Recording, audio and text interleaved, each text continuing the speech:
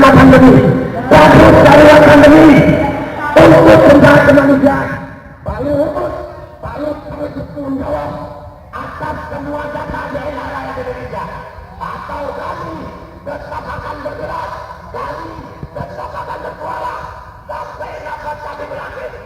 Hentikan pandemi, hentikan pandemi, cabut darurat pandemi, atau kami akan bersuara sampai mati. Allahu Akbar, Allahu Akbar, Allahu Akbar. Merdeka, merdeka, merdeka, merdeka, merdeka.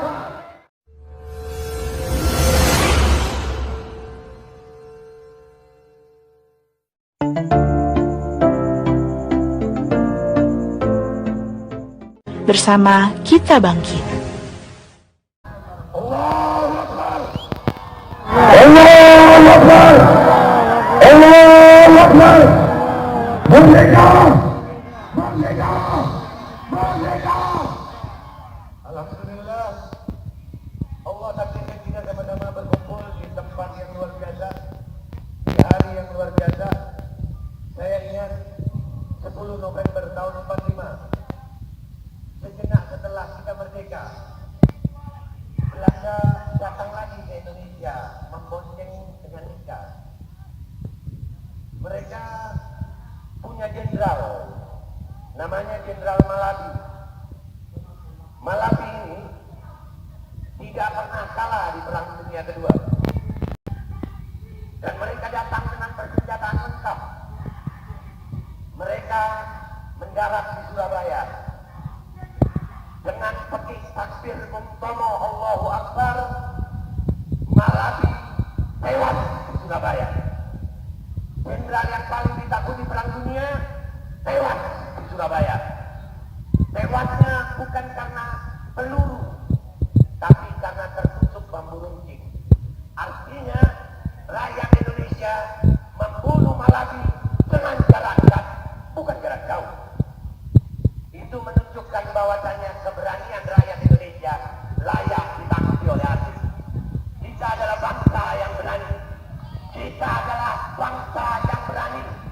Kalau Malabi pernah kita bunuh di Indonesia karena menjaga bangsa ini, demi Allah, oligarki kekuasaan akan kita usir yang telah menjaga bumi Indonesia.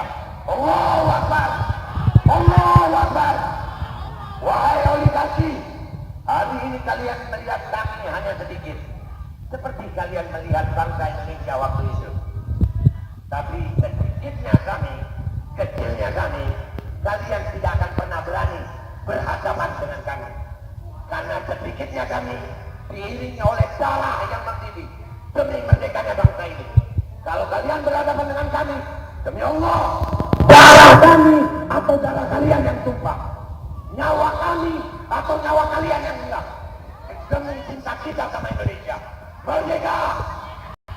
Hari ini kita sama-sama merasakan penjajahan yang luar biasa. Kami menuntut kepada pemerintah, sekali lagi Pak Jokowi, Pak Luhut, Pak Erik, dan anggota Dewan, kalian jangan buka tuli bisu. Rakyat kalian sedang sakit, rakyat kalian sedang menderita. Rubah kebijakan-kebijakan yang mensengsarakan rakyat, khususnya darurat pandemi. Pandemi ini mana daruratnya? Populasi rakyat Indonesia selama ada darurat pandemi bukan berkurang, justru bertambah. Kalau memang di darurat, mestinya populasi penduduk Indonesia berkurang. Jadi kami dari beberapa bulan yang lalu, kami sudah membongkar tentang bisnis PCR. Kami sudah bilang, PCR ini alat setan. Ini alat bukan untuk menentukan seseorang terinfeksi virus, bukan. Yang ngomong ini bukan gue, sayang. Yang ngomong penemu PCR-nya. Ada yang katanya tenaga kesehatan, ngalah-ngalah ini yang sembuh. Sekarang baru tahu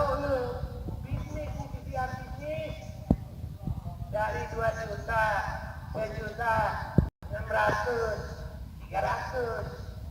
Gua kasih tahu lu, gratis jangan mau, dibayar jangan mau. Kenapa? Dari pengakuan Bapak Dorti Mahardi, juru bicara dari Pak Luhut Binsar Panjaitan, PCR lewat perusahaan BSI melakukan genome sequencing. Genome sequencing itu pengurutan data gen. Kalian harus aware, ini bukan main-main. PCR bukan hanya tentang uang. Dari satu sampel kalian, di situ ada banyak gen. Ada genom virus, ada genom bakteri, ada genom DNA diri kita. DNA adalah informasi tentang seorang manusia. Data DNA adalah data paling pribadi seorang manusia. Dan perlu kalian tahu, dari 2017 rekayasa DNA, rekayasa genetika ini yang bahaya rakyat Indonesia. Kita sekarang tahu kenapa kita dikejar-kejar sama PCR. Seolah-olah kita mau kemana-mana PCR. Betul. Kemana-mana kita PCR. Betul. Untuk apa? Bukan hanya uang. Data DNA kalian.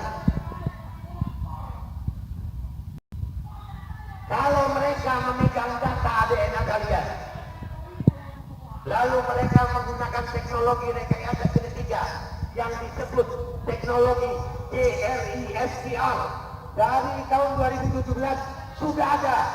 Bahkan mereka berhasil merekayasa genetika lewat embrio janin, lewat suntikan sel mRNA, sel DNA buatan disuntikkan, lalu bisa merubah DNA embrio manusia. Kalian jangan diam saja sayang. Usus penjahat kemanusiaan. Ini kejahatan kemanusiaan, bukan lagi kejahatan uang. Berapa banyak perempuan-perempuan kita after vaccination mereka mengalami gangguan menstruasi. Berapa banyak? Dan ini patut dicurigai. Teknologi rekayasa genetika sedang dimainkan untuk rakyat Indonesia melalui tes PCR dan kategori vaksin. Jadi hari ini kita memang terlihat kecil, tapi jangan sedih rakyat Indonesia. Kita bersama Tuhan Yang Maha Besar, Allahu Akbar. Indonesia adalah bangsa yang besar. Belanda 350 tahun bisa kita usir. Mereka bawa tenaganya, mereka bawa persenjataannya, tapi tetap kita tidak usir. Di darah kalian mengalir darah-darah berjuang. Kemerdekaan kita bukan diraih dengan hadiah dari penjajah, tapi lewat perjuangan. Buat bapak-bapak aparat yang kami cintai, kalau kalian masih punya cinta kepada bangsa ini, tolong perhatikan yang saya ucapkan. Rekayasa genetika memang ada, dan ini sangat berbahaya. Mungkin generasi kita belum merasakannya, tapi anak-anak kita, kalian mau lihat berapa banyak sekarang. Ini contoh kecil rekayasa genetika kecil. Sudah ada cloning kambing 2015, sudah ada cloning kambing lewat DNA. Tapi gua rasa kalau gua nggak mungkin di cloning sama mereka. Gua sendiri aja ngeselin, ada dua gue makin kesel mereka ya. Tapi gue yakin kalian yang di sini adalah cloningan semangat gue. Hari ini 10 November, keberanian, semangat, perjuangan kita akan cloningkan ke seluruh Indonesia. Hari ini saya memanggil seluruh rakyat Indonesia, bangun rakyat Indonesia, bangun Indonesia. Kita harus melawan untuk mendapat kemanusiaan atas nama pandemi, cabut dari pandemi untuk mendapat kemanusiaan. Pak Luhut harus bertanggung jawab atas semua data daerah rakyat Indonesia. Atau kami tetap akan bergerak, kami tetap akan bersuara sampai dapat kami berakhir. Hentikan pandemi, cabut dari pandemi, atau kami akan bersuara sampai mati. Allahu Akbar, Allahu Akbar, Allahu Akbar. Merdeka, merdeka, merdeka, merdeka, merdeka. Semangat Indonesia.